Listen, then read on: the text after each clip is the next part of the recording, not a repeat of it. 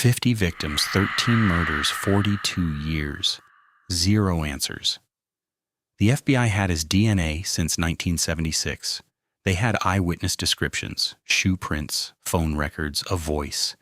And still, for 42 years, nothing. While hundreds of detectives searched for him, he was mowing his lawn, waving at his neighbors, going to the grocery store, buying dog food like any normal grandfather. For 40 years, he was a ghost. A website found him in 3 weeks. Welcome back to Detective Haroon.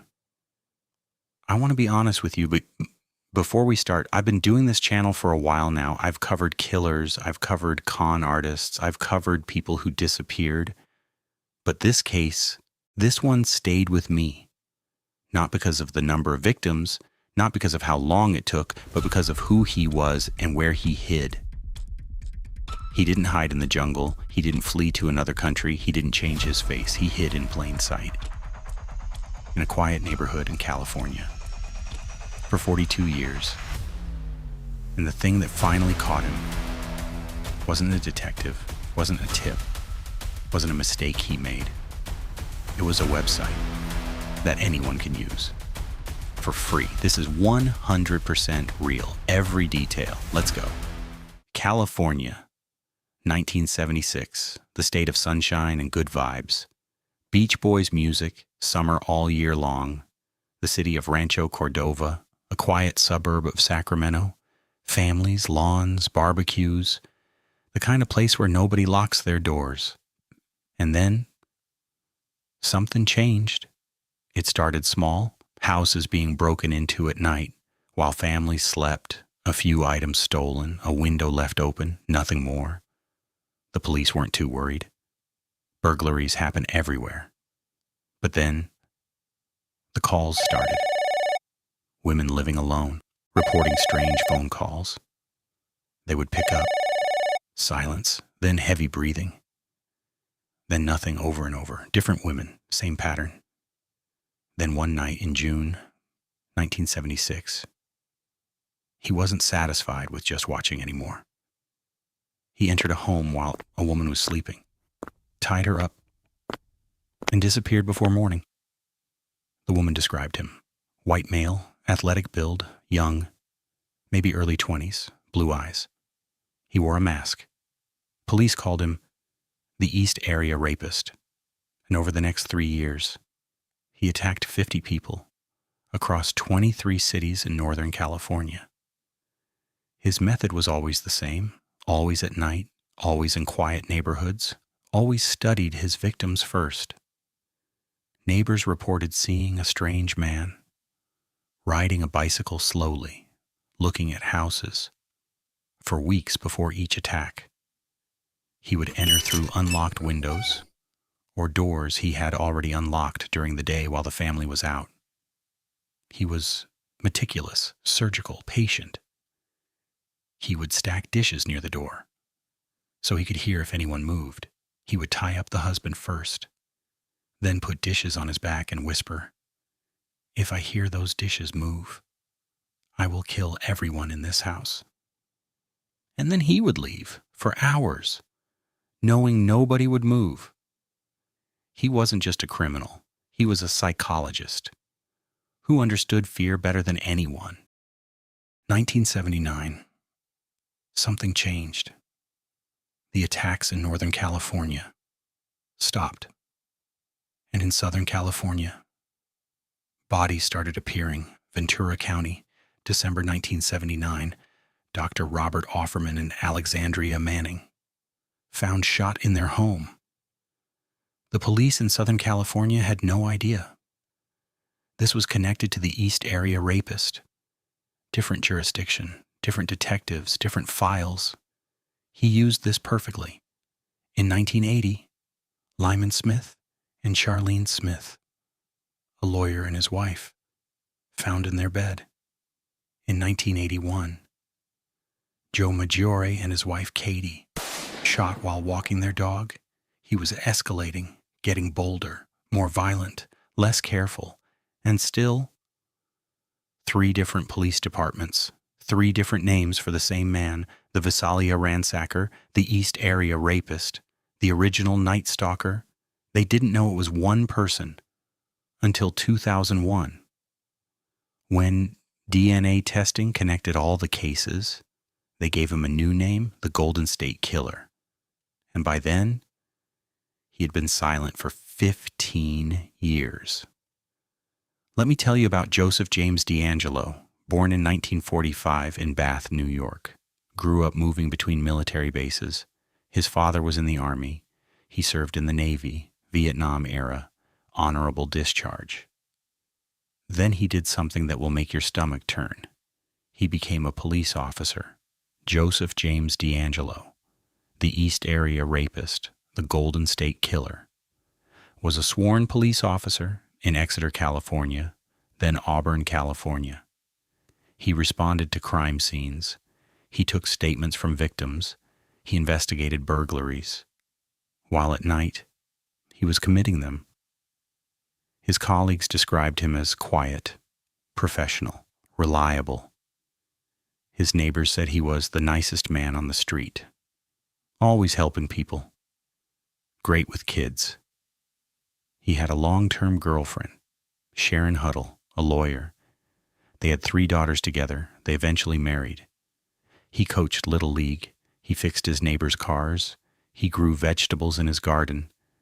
And at night, he terrorized California.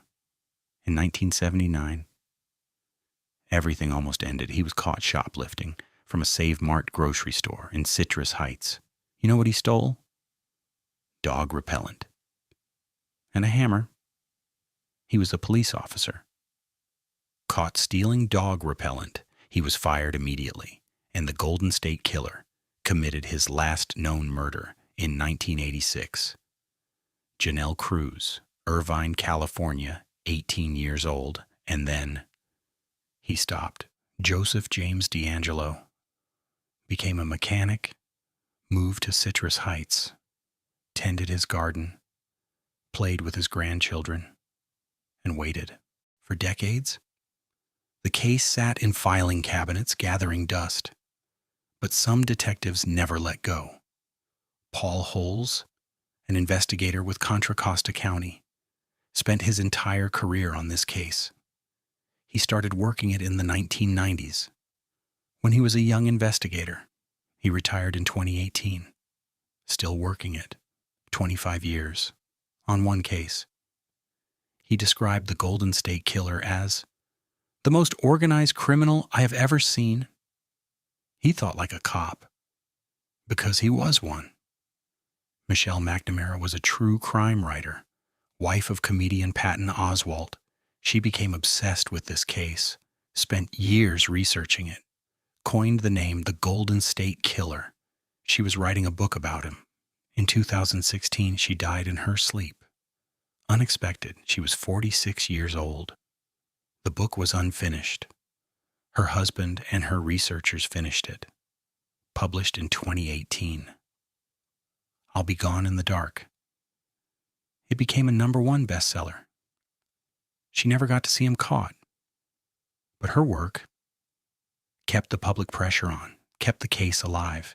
And in 2017, the Sacramento District Attorney offered a $50,000 reward for information leading to his arrest, and a small team of investigators decided to try something that had never been done before. In a criminal case, GED Match, a free genealogy website, where ordinary people upload their DNA to find relatives, build family trees, connect with distant cousins. Investigator Paul Holes had an idea. What if we upload the killer's DNA to this public database and see if any relatives show up? This was controversial. It had never been done in a murder case. There were serious privacy concerns. These relatives hadn't consented to being used in a criminal investigation. But the team decided the victims deserved answers more than anything else. They uploaded the DNA from crime scenes dating back to 1976 and waited. Within days, Hits started appearing, third cousins, fourth cousins, distant relatives, people who had no idea what their DNA upload would lead to. Genealogist Barbara Ray Venter joined the team. She was a retired patent attorney, turned genetic genealogist, and she was extraordinary. She started building, branch by branch, working backward through generations, then forward again, narrowing, eliminating, narrowing more. The family tree grew to over 1,000 people, then 500, then 100, then 10, then 1. Joseph James DeAngelo, age 72. Citrus Heights, California, former police officer, retired mechanic. But they needed confirmation. They couldn't arrest a 72-year-old man. Based on a family tree alone, they needed his DNA, directly. So they watched him. For days, investigators watched Joseph DeAngelo from the street, from unmarked cars. They watched him tend his garden, walk his dog, get his mail. He had no idea. They needed something he had touched, something with his DNA that they could collect legally without alerting him. One afternoon, he walked to his car, opened the door, and left. An investigator approached the car and collected a DNA sample from the door handle. They ran it, not a match. They needed to try again. Days passed. More watching, more waiting. Then one morning, DeAngelo walked outside, blew his nose, and threw the tissue in his trash can at the end of the driveway. The investigators waited until he was inside, walked over, opened the trash can, and took the tissue. They drove straight to the lab. The DNA on the tissue matched the DNA from the 1976 crime scenes. Perfectly. After 42 years, they had him. April 24th, 2018, 3 o'clock in the morning. Dozens of law enforcement officers surrounded a quiet house on Canyon Oak Drive in Citrus Heights. They waited. At 8 a.m., the front door opened. Joseph James DeAngelo, 72 years old, gray hair, in his pajamas, walked into his driveway like any normal morning. He stopped. Officers moved in immediately from every direction. Joseph James DeAngelo? He said nothing. You are under arrest. They handcuffed him right there in his pajamas in his driveway, in front of the garden he had tended for decades, in front of the house he had lived in for 30 years. His neighbors came out, watched in complete silence. Nobody could speak. One neighbor said later, "He brought me tomatoes from his garden last week." Inside his house, investigators found books about criminal investigations, true crime books about the Golden State Killer. He had been reading about himself for years. He knew they were looking for him. He read every article, every book, every theory, and he thought he was safe. At his first court appearance, the courtroom was packed. Victims, families of victims, journalists, detectives who had spent decades on this case. Paul Holes was there, in the front row, the man who spent 25 years on this one case. Joseph DeAngelo entered the courtroom in a wheelchair, wearing a jail uniform. He looked like a frail old man. The judge began the proceedings. Then DeAngelo spoke. For the first time publicly, his voice was strange, high-pitched, childlike. Nothing like what anyone expected. He pleaded guilty to all counts: 13 murders, 50 sexual assaults, 120 burglaries. Then came the victim impact statements. Families were allowed to speak directly to him. One woman stood up. Her sister had been murdered in 1981. She had waited 37 years for this moment. She looked directly at DeAngelo and said, "You took my sister from me. You took her children's mother. You took 40 years of her life. but you did not take her spirit, and you will never take that. DeAngelo sat and stared at the floor. 48 victims and family members spoke over 2 days. He never looked at any of them. 13 people were murdered. Their names: Brian Maggiore, Katie Maggiore, Robert Offerman, Alexandria Manning, Lyman Smith, Charlene Smith, Sherry Domingo, Gregory Sanchez, Patrice Harrington, Keith Harrington, Janelle Cruz, Robert Nealing, Deborah Manning, Joseph James DeAngelo. Was sentenced to life in prison without parole. 13 consecutive life sentences. He is currently 78 years old in a California state prison in a medical unit because of his age. He will die there. Michelle McNamara never got to see this day. She died 2 years before his arrest. But it was her book, her obsession, her refusal to let the world forget, that kept the pressure alive. And Paul Holes, the detective who spent 25 years on this case, he retired 3 weeks after the arrest. His last case solved. The lesson of this case is not about technology. It's not about DNA. It's not about genealogy websites. It's about the people who refused to forget, the detectives who worked past retirement, the writers who lost sleep, the families who waited 40 years and never stopped asking for answers. They are the reason he is in prison today. The next case on Detective Haroon drops very soon, and I promise you, it is just as disturbing as this one. Subscribe.